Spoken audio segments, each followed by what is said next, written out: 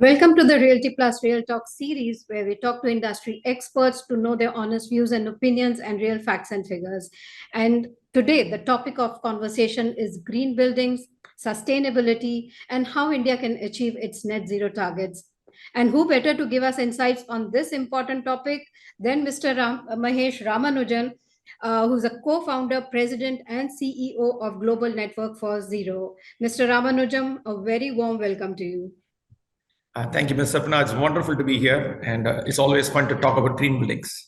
Correct. And let me give a brief introduction of Mr. Ramanujam. He has been the president and CEO of the US Green Building Council, Green Business Certification Incorporation, and the global technology platform ARC.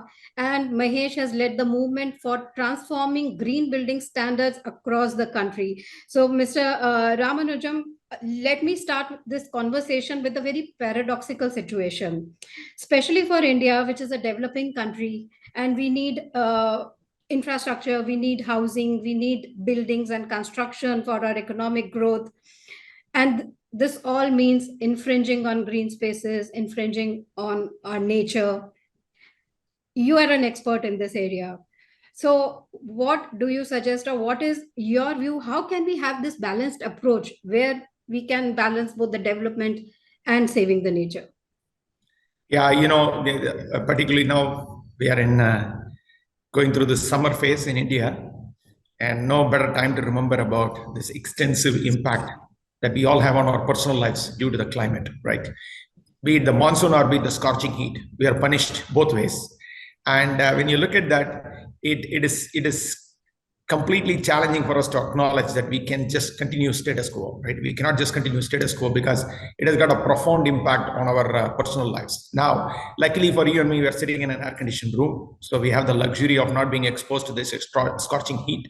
But whenever I come to India, currently I'm in India, and whenever I go around the places, I see the amount of people who are outside these buildings doing daily work and are impacted by this profound impacts of climate change. So when we think about balance, what is balance?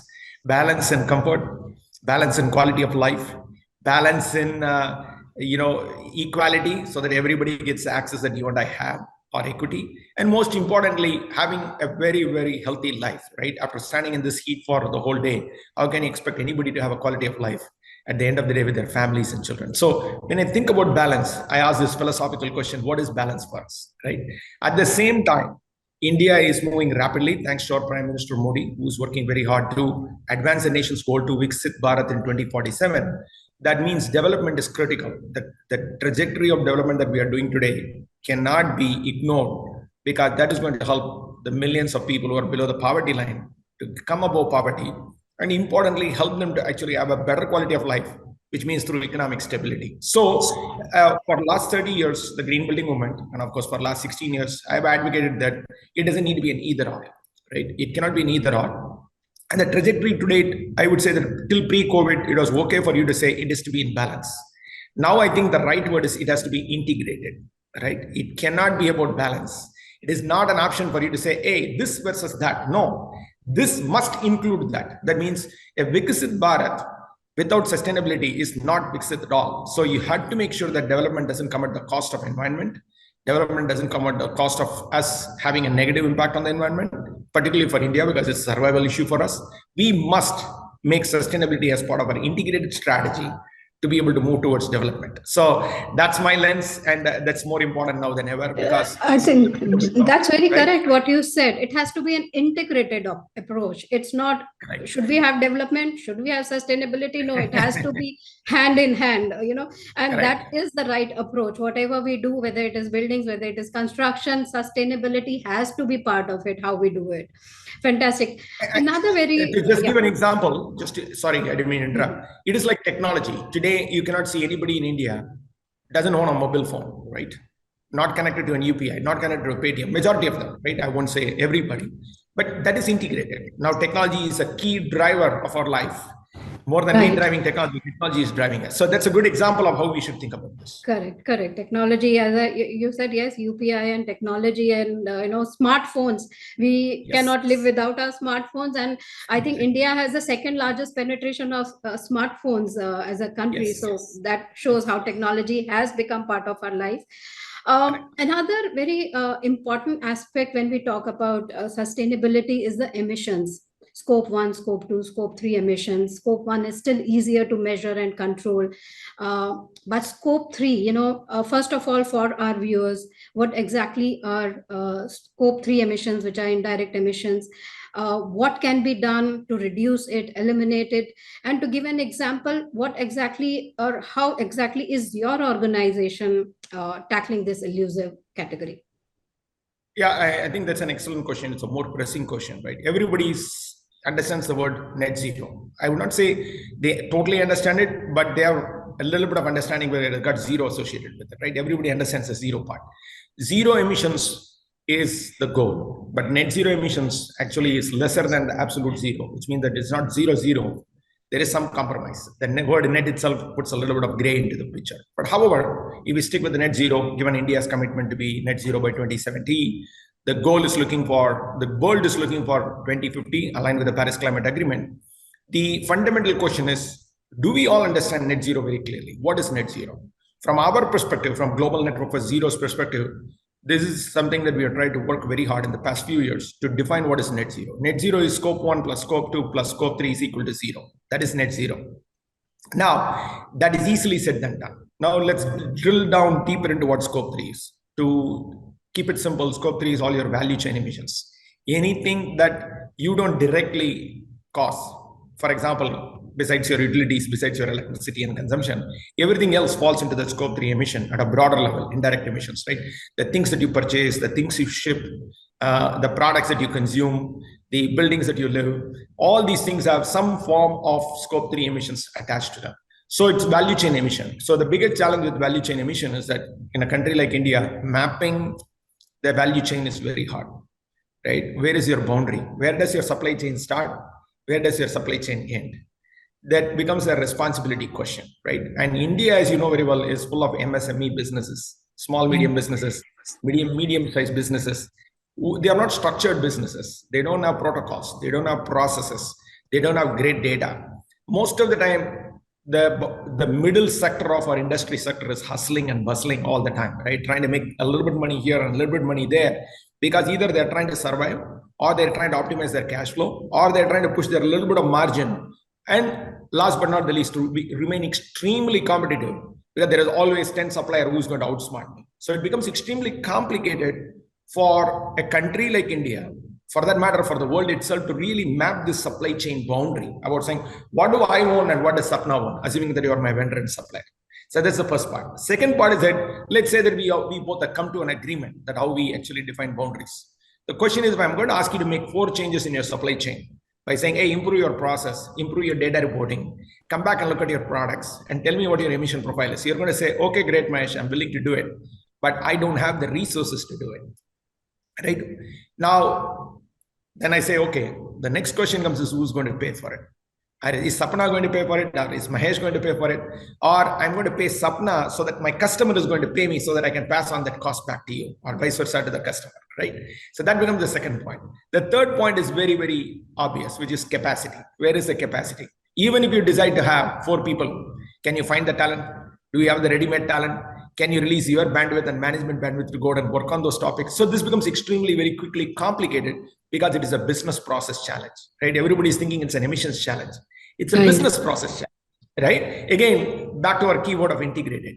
So when you think about integration, you have to think about sustainability as an integrated strategy to your business strategy. That means that you have to really help the businesses to cross that barrier, right? So this is I think this is the crux of the issue that the world is facing with Scope 3. Obviously, in India, we face it more because our resources are still developing. We are still getting our muscle to be a little bit more, service-oriented, pay for service, bring better talent, capacity planning, and all those things. So that is the challenge.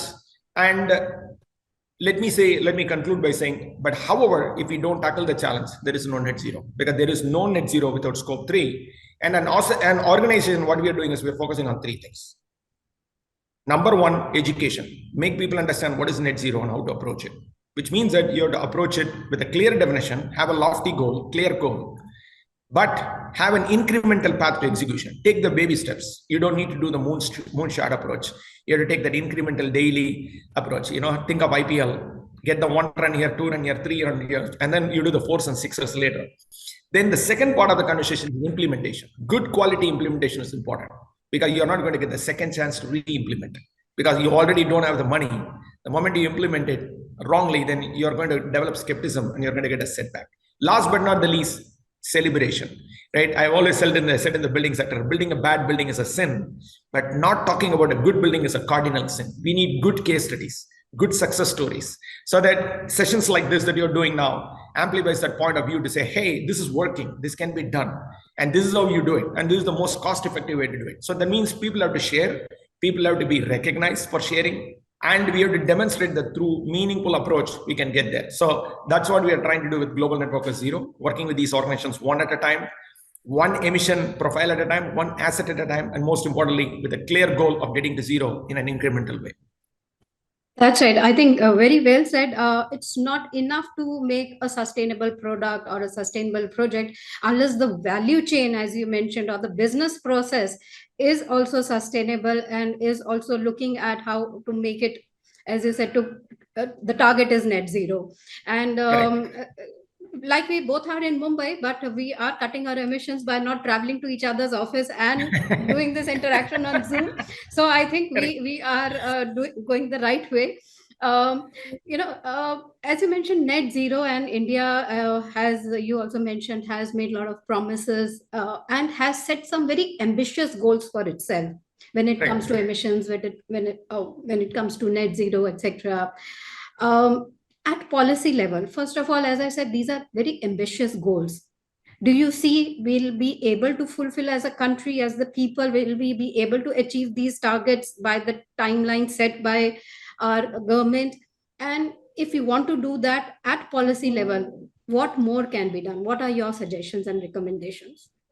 I think the most important thing to understand is that it is hard work. This is not easy, right? We touched on business process earlier. We used the word integration. We used the word scope 3.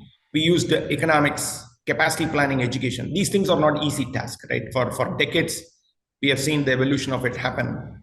And first, it's very, very important to recognize it's an aspirational task with a lot of commitment from a lot of people that we have to actually seek and get to get there. So I don't want to look like this, some kind of a magic thing everybody talks about that will happen.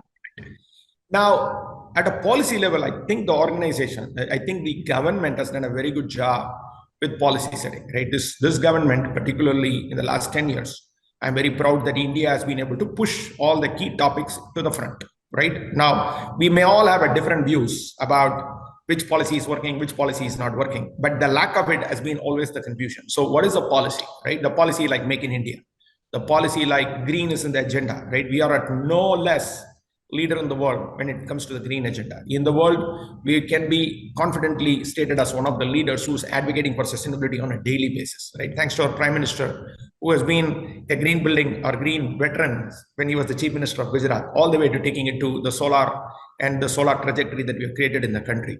So clean energy for us is a mandate, right? And we are working towards it every single day.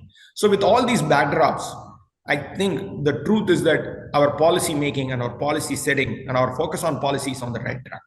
Now, the challenge comes is that how are these policies, these lofty big goal policies, are being broken down at a national, state, city, or municipality level? That is where the real challenge kicks in, right? And then how do you really track progress? Because the vision is global, the execution is national, but always implementation and results are measured local. Now we are sitting in the middle of an election season. As much as you may agree sitting about all this viewpoint from Mumbai and Delhi, what are our villages? How are our villages responding to? How are our villagers are actually benefiting from it? How are our farmers perceiving this, the lack of or the for of it, right? That is where the real progress can be made. So I want to say that this aspirational policy setting is very important. But an aspirational policy should clearly document and communicate that these big goals are now being actually implemented at the ground level. And that is very, very difficult to map. Second, to get. Third is that there the progress is not promising all the time, right? In some places you have great progress, in some places you don't. Now, we are moving in the right direction. Now, the next point I wanted to get into setting the data is very important, right? So I've always said this, Without data, we really don't know how we are flying. We are flying blind for most part of it. Now, good quality data is difficult. There's too much redundancy in data. And you know that with the misinformation campaign that happens in perpetuity, some data could be presented in a good way, some data could be presented in a bad way. So I always say good data gets presented in a bad way and bad data gets presented in a good way. None of them do good to the society, right? Third is that we have to absolutely map it back to quality of life. At the end of the day, today, if you look at again, since we are in the election season, I'll boil it down to 3 points, right? What is my employability? If I'm a youth who is looking for a next job, if I'm already employed, I'm looking for my cost of living and putting that savings for my child's education. Third is that I want a little bit more. I also want to drive that fancy car. I also want to have that air conditioning. I want to have that luxury of life. I want to go grab that next flat and send my child to America for education. So this is the new roti kapda makan for India, right? This is the trajectory in which we are all thinking. So being able to map this policy, because sustainability policy is abstract. What does net zero mean to an individual? Mapping that to that level and clearly communicating that is going to make you better employable, you will have a little bit more money, and most importantly, it is going to put you above your peer group of your residents or your relatives, so that you can be the next aspiring crorepati or the millionaire that you're aspiring to be. I think mapping that story is hard, but mapping that is important, because for us, it's about survival. I'll remind us over and over again. This is not a luxury for us. It's a survival issue. It's a longevity issue. And most importantly, it's a quality of life issue. That's right. I think climate change hurts the most vulnerable the most. And Yes. as you rightly said, at least we have the policies. Earlier, the policies did not exist. The good part is the starting point, which is good, is at least we have the policies. Now the challenge remains in mapping, getting the implementation at the local levels, at the root levels, and data. As you said, data is the core of this entire mapping. And then, as you mentioned, beyond roti kapda and makan, now the aspiration is the new need that we need to fulfill for our people. And I think the god lies in detail, so that is where I think the challenge lies for India. But as I mentioned in your introduction, you have been leading the transformation of green building standards across the country. And if we are to say, and as you said, we should always exemplify, amplify the good case studies. So for India, across the world, which is one country you would say which has done well in this aspect and can be an example to follow for India as well? Yeah, there are a couple of examples. I won't say one country because it's hard to pinpoint a set of countries, right? Because you have a little bit of scattered plot. Some countries are good in renewables. Some countries are trying to good with policy. Some countries are good with the regulation. So there is no one country. But however, since we are in India, I want to talk about India's story, right? So in 2014, when we stepped in with US Green Building Council and Green Business Certifications Inc. lens in the country, there were about an X amount of lead projects, a little bit scattered, 100 to 200 projects in the country. And we were able to quickly ramp it up to 3,500 projects within a period of 6 to 7 to 8 years. Okay. And what did it tell me? It told me is that now, one, India values quality. India is willing to pay for quality. And India understands that if we want to be the next generation India, we have to benchmark ourselves against the best in the world. That means a building in Beijing should be able to compare itself. A building in Mumbai or building in Chennai should be able to compare itself with a building in Beijing, London, New York, San Francisco. So you are now global, right? Global is where you are. So if you're in Mumbai, that's your global headquarters. If you're in Chennai, that's your global headquarters. So by showing that, by adopting green buildings, which I am very proud to have advocated with the community and the team that I've worked with, is that we have been able to give that extraordinary results, like Mumbai Airport, ITC, DLF, KRHA. When we go to Embassy, REIT, you go down the list of all the real estate leaders. They've got Blackstone, Nucleus. They've done phenomenal work. And by showing that excellence is possible, they have shown very clearly to the market how this can be done very well. So I think that is the most important lesson we have to take. Then I'll bring you back to a tier 3 city in India, as Surat, the Diamond Central, but it's still a tier 3 or a tier 2 city, depending upon how you look at it. We have the top two of the greenest buildings in the world, of the top 6 buildings in Surat, owned by Sri Ramakrishna Exports. And it's a diamond crafting factory.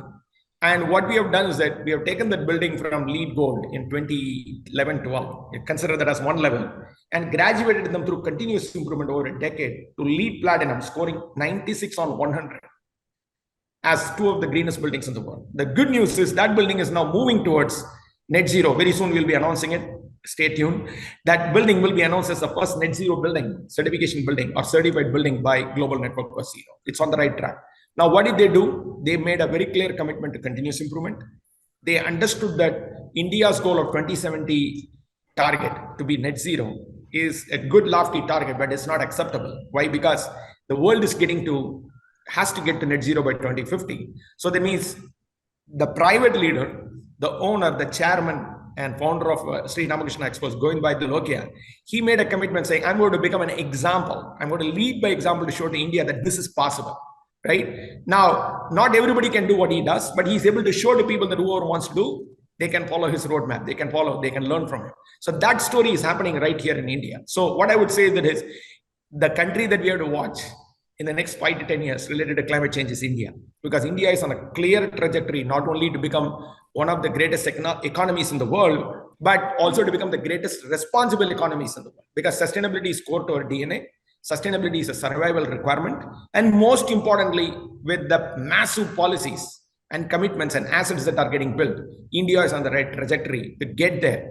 But what we need is commitment, consistency, communication, and most importantly, a lot of celebration. Correct. So 4 C's, Mr. Ramanujan mentions: commitment, consistency, celebration, and one more was a commitment, consistency, and communication. Yes, we have to, like Mr. Ramanujan just gave an example. We don't need to look outside. Within India, we are doing such good works. The two biggest or the largest green buildings we have right here in India, and tier 2, tier 3 city, as you may look at it. So that's an incredible thing. But the challenges remain, as Mahesh just mentioned, that mapping and keeping that consistency in our efforts is something that is required. So with that positive sentiment, if you have to give the future prospect of India, as you said, we are on the way of not only becoming the biggest or one of the biggest economies, but also the challenge is to become the responsible biggest economy of the world. So how do you see India's prospects in that, given all the challenges and the good work that we have done till now, standing here in 2024? I'm a perpetual optimist. I'm a proud Indian. Although I live in America, I'm a proud Indian. I'm always rooting for India to be the best, right? And the reason is very simple. We have extraordinary talent around us. We have risen from us. Look at yourself, look at me, look at all of us. We have very humble beginnings, right? All of us have humble beginnings, but thanks to our parents, we have invested greatly in education. We have learned, we have come through the ranks. We get up every day morning trying to put a mark. Now, we just need to understand that it is not enough to just make profitability alone as the requirement, but you have to make sure that the profitability comes at the cost of not hurting the environment. So profitability and sustainability has to go in hand.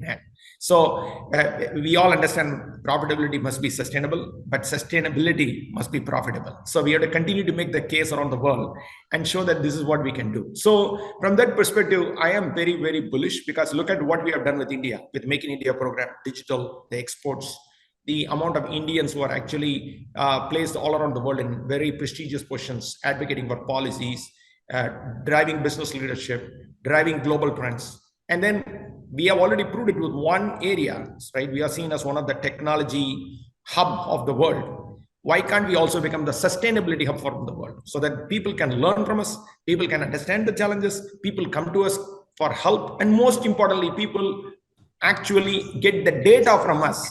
The 1.3 billion peoples of data is worthwhile for a lot of artificial intelligence technology that is being built around the world, to give predictive techniques to other people to say, okay, these are the patterns, these are the complex issues a country that is moving in a fast track is able to tackle, and learn from it, grow from it, and most importantly, solve for it. Because when I look at India, I'm looking at all of our Southeast Asian countries, right? Look at Bangladesh, look at Pakistan, look at Sri Lanka, look at Singapore, Malaysia, Thailand, Bangkok. All of these countries can learn from us. They don't need to benchmark themselves against the Western countries. because it's a lot more comparable. Then look at the Middle East. We can contribute a lot of the Middle East, and Middle East can contribute a lot of us. So this big global South conversation is real, and that can be done correctly through enabling sustainability on the ground. So that I am super bullish about it, and I think we're going to get there by 2050. Okay, fantastic. As you mentioned, sustainability is in our DNA. We have seen how our parents and the generations before have been very sustainable in many small ways, which now at global level people are recommending. And as you mentioned, we have a 1.3 billion. We have the largest population in the world, which can make us the data hub of the entire world, and probably the leader in sustainability for the Southeast Asian region. So yes, Mr. Mahesh Ramanujam is very bullish on India prospect in terms of sustainability and becoming the role model in sustainability. How is your organization, Mahesh, if I were to ask you, is working towards or enabling organizations in three pointers, if you can give the top three ways your organization is enabling other organizations to become net zero? As I said before, education is important, but not education on just simply saying what is net zero, but really going down and helping every business create their own emission profile. Being able to assess their emission. Don't be afraid of the bad news, right? That's what I say to all our people. Have clear understanding of where you stand today so that you can understand what you have to improve, right? That's the first point. So creating an emissions profile is very, very important. Second is that plan, right? People who fail to plan to fail, right? That's a famous adage. And here it is no different. So once you understand your emissions profile, what are you going to do next? Now, again, don't go for the big steps, go for the small steps, because building that will help you to build the confidence with your team and get your team mobilized towards the end goal. That's how good business and great businesses scale their successes and optimization techniques. And last but not the least, third is implement with rigor quality.